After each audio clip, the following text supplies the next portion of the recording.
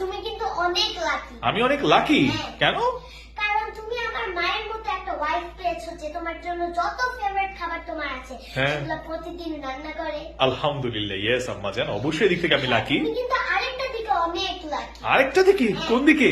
সেগুলো তুমি আমার মতো একটা মেয়ে পেয়েছো যে হ্যাঁ, হ্যাঁ। তোমাকে অনেক ভালোবাসে ও, আর সব কথা শুনে। That's true. আলহামদুলিল্লাহ, আলহামদুলিল্লাহ, yes Ammajan, I am so happy যে আমার তোমার মতো একটা মেয়ে আছে যে আমার সব কথা শুনে আমাকে অনেক ভালোবাসে।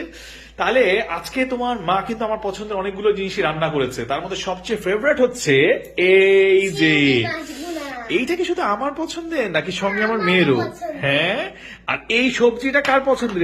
এই যে ঢেঁড়স ভাজিটা? ঢেঁড়স ভাজিটা আমার সবচেয়ে পছন্দের। এটা একটু মিষ্টি মিষ্টি। তাহলে তো তুমিও অনেক লাকি, কারণ তোমার আম্মা তোমার পছন্দের সব ডিশগুলো রান্না করে। হ্যাঁ, তারপরে এটা হলো কাচকি মাছ ভাজা। ইয়েস, এটা অবশ্য আমার খুব ফেভারিট একটা আইটেম। সঙ্গে আছে পোয়া মাছ, মাছের ভুনা। আর এই পাশে আছে কি বেলে মাছ, বেলে মাছ। সাদা ভাত।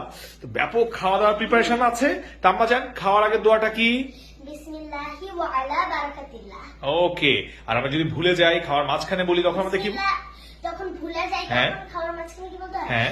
বিসমিল্লাহি আউয়ালাহু ওয়া আখিরাহু। মাশাআল্লাহ। খাওয়া শেষে কি বলতে হয়? আলহামদুলিল্লাহিল্লাযী আত'আমানা ওয়া সাকানা ওয়া জাআলানা মিনাল মুসলিমিন। মাশাআল্লাহ আম্মা জান।